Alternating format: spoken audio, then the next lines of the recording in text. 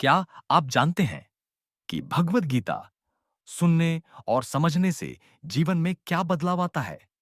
शांति और आत्मिक संतुलनों, सही निर्णय लेने की शक्ति, भय, तनाव और दुख से मुक्ति कर्म का सही अर्थ समझने की क्षमताओं।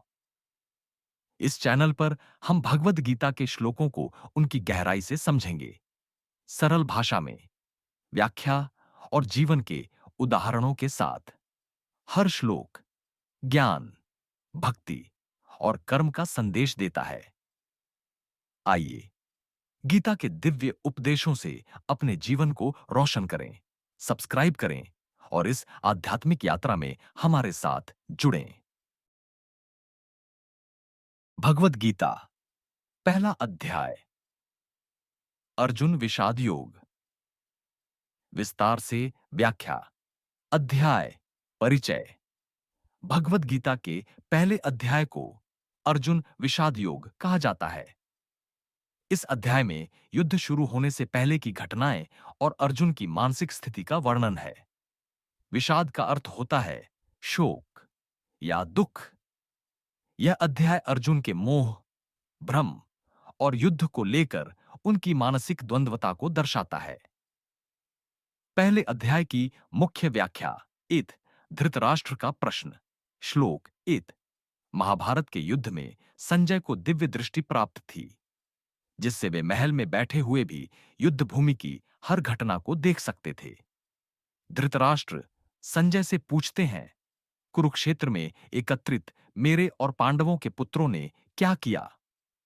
इस प्रश्न में धृतराष्ट्र का पक्षपात झलकता है, क्योंकि वे मेरे पुत्र और पांडवों के पुत्र कहकर स्पष्ट करते हैं कि वे केवल कौरवों के हितैषी हैं। 2 सेनाओं का वर्णन। श्लोक 2:11। संजय युद्ध भूमि का वर्णन करते हैं। दुर्योधन गुरु द्रोणाचार्य के पास जाकर अपनी सेना और पांडवों की सेना की तुलना करता है। वह पांडवों की सेना में भीष्म, द्रोण, अर्जुन, भीम, युधिष्ठिर, अभिमन्यु, द्रौपदी के पुत्र और अन्य योद्धाओं की शक्ति को स्वीकार करता है। कौरव सेना की कमान भीष्म के हाथों में थी और पांडवों की सेना का नेतृत्व धृष्टद्युम्न कर रहे थे। इसके बाद दोनों सेनाओं में शंखनाद होता है, जिससे युद्ध की शुरुआत का संकेत मिलता है। 3 अर्जुन का युद्ध भूमि में भ्रम। श्लोक 12-27। अर्जुन श्री कृष्ण से कहते हैं कि वे उनका रथ दोनों सेनाओं के बीच ले जाएं, ताकि वे देखें कि किसके साथ युद्ध करना है। श्री कृष्ण अर्जुन का रथ बीच में रोक देते हैं, जहां अर्जुन अपने सगे संबंधियों भीष्म, द्रोण, कर्ण, दुर्योधन, जयद्रथ, शकुनी और अन्य को देखता है। जैसे ही अर्जुन देखता है कि जिनके साथ वह जीवन भर रहा, खेला, सीखा और प्रेम किया, उन्हीं के साथ उसे युद्ध करना है, वह भावनात्मक रूप से कमजोर हो जाता है। अर्जुन के मन में करुणा और मोह आ जाता है और वह शोक में डूब जाता है। 4 अर्जुन का विषाद। श्लोक 28-30। अर्जुन कहता है, हे कृष्ण, मेरे हाथ कांप रहे हैं, मेरा शरीर दुर्बल हो रहा है, मेरा मन भ्रमित हो रहा है और मेरे मुख का रंग उड़ गया है। अर्जुन आगे कहते हैं कि वह युद्ध नहीं करना चाहते, क्योंकि वे अपने स्वजनों की हत्या कर राज्य प्राप्त नहीं करना चाहते। गुरुजनों, भाई बंधुओं और मित्रों को मारकर मिली विजय निरर्थक होगी। इस युद्ध से कुल का नाश होगा और अधर्म बढ़ेगा, जिससे समाज में अव्यवस्था उत्पन्न होगी। 5 अर्जुन का आत्मसमर्पण। श्लोक 21-47।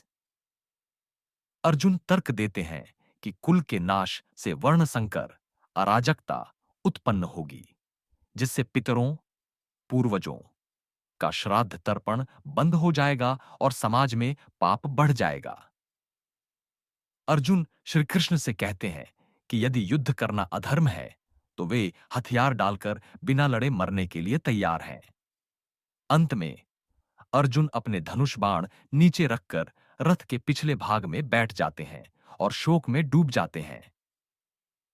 अध्याय एत का सार। एत, अर्जुन के अंदर मोह और भ्रम उत्पन्न होता है। 2, वे अपने कर्तव्य क्षत्रिय धर्म को भूलकर युद्ध से हटने का निर्णय लेते हैं। 3, वे धर्म और अधर्म में उलझ जाते हैं और निष्कर्ष पर पहुंचते हैं कि युद्ध करना अधर्म है। 4, श्री कृष्ण अब भी चुप रहते हैं क्योंकि अर्जुन के प्रश्नों का उत्तर अगले अध्याय में देंगे।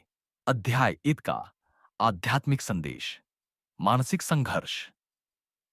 जीवन में कई बार हम भी अर्जुन की तरह भ्रमित और निराश हो जाते हैं। कर्तव्य का महत्व। जीवन में कई बार कठिन परिस्थितियां आती हैं, लेकिन हमें अपने कर्तव्य से पीछे नहीं हटना चाहिए। ज्ञान की आवश्यकता। जब हम भ्रम में होते हैं तो सही मार्गदर्शन की जरूरत होती है, जैसे अर्जुन को श्री कृष्ण की आवश्यकता थी। अगले अध्याय, अध्याय 2, सांख्य योग में श्री कृष्ण अर्जुन को आत्मा, कर्तव्य और निष्काम कर्म का ज्ञान देंगे।